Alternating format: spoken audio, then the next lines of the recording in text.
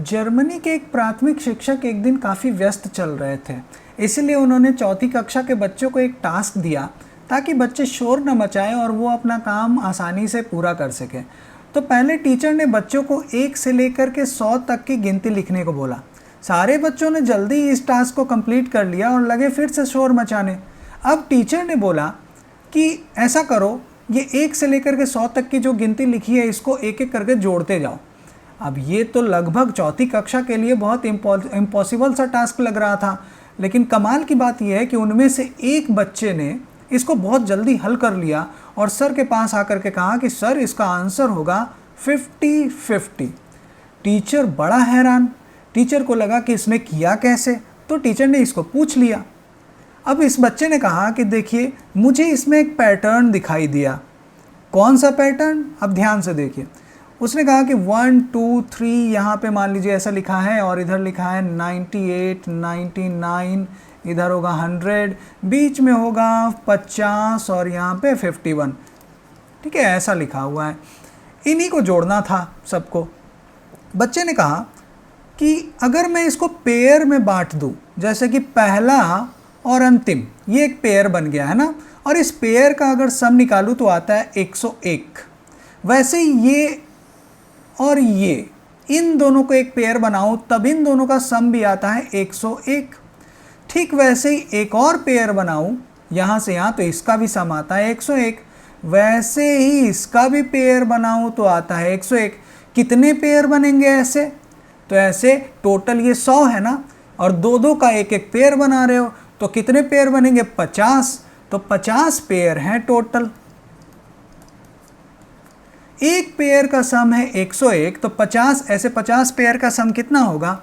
50 गुना 101। Answer क्या आएगा? 50-50।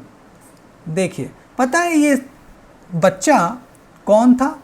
ये बच्चे का नाम था Karl Friedrich Gauss. Karl Friedrich Gauss. ये जर्मन साइंटिस्ट, मैथमेटिशियन और फिजिसिस्ट हुआ, एस्ट्रोनॉमर हुआ। ठीक है, आप इसका यूज करके, जैसे अगर मैं कहूँ आपको 1 से लेकर के 10 तक का सम निकालना है, इसी तरीके से आप निकाल सकते हो। कैसे? यहाँ पे लिखोगे 1 2 3, पूरा लिखने की ज़रूरत नहीं है। यहाँ पे लिख सकते हो 7 8 9 10। ठीक है, अगर आप पेयर बनाओ, देखो तो कितना आएगा? 11। इन दोनों का भी पेयर बनाओगे तो कितना आएगा? 9 और 2 का 11। 3 और 8 का भी पेयर कितना आएगा? 11। तो इससे पता चल गया ऐसे ऐसे कितने पेयर बनेंगे? टोटल 10 है ना, और अगर पेयर बनाए तो 5 बनेंगे। तो 5 और हर एक पेयर का सम है 11, तो आंसर कितना आया? 55। देखिए, बिना कोई कैलकुलेशन के, बिना किसी फॉर्मूले के हमने डायरेक्टली इसको निकाल लिया। अब चाहो तो आप 1 से लेकर के 200 तक का भी सम निकाल सकते हो। इसी तरीके से बता सकते हो कैसे निकलेगा। कितने पेयर बनने चाहिए बताइए? पहले तो इन दोनों का सम कितना आ रहा है? 201 ना, 201। कितने पेयर बनेंगे? टोटल 100 पेयर बनेंगे। तो और एक पेयर का सम है 201, तो ऐसे ऐसे कितने पेयर है? 100 गुना 201 कितना आ जाएगा? ये 20100। आंसर आ गया ना। देखिए कितना आसान है। ऐसे ही अगर आपको और भी बनाना है तो 1 से लेकर के 50 तक का सम निकाल सकते हैं, बिल्कुल निकाल सकते हैं। कितना आएगा? इन दोनों का सम आ गया 51, और ऐसे ऐसे कितने पेयर बनेंगे? 25 पेयर। तो 25 गुना 51 कितना आएगा? देख लीजिए, सॉल्व कर लीजिए। मैं कैलकुलेटर यूज़ कर लेता हूँ यहाँ पे। ये हो जाएगा 51 × 25, 1275।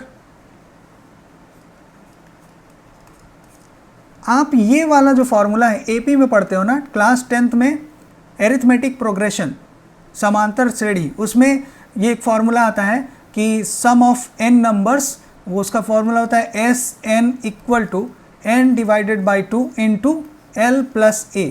ऐसा ना, जहाँ पे A क्या होता है? फर्स्ट टर्म, L होता है लास्ट टर्म, N होता है नंबर ऑफ टर्म्स। ओके,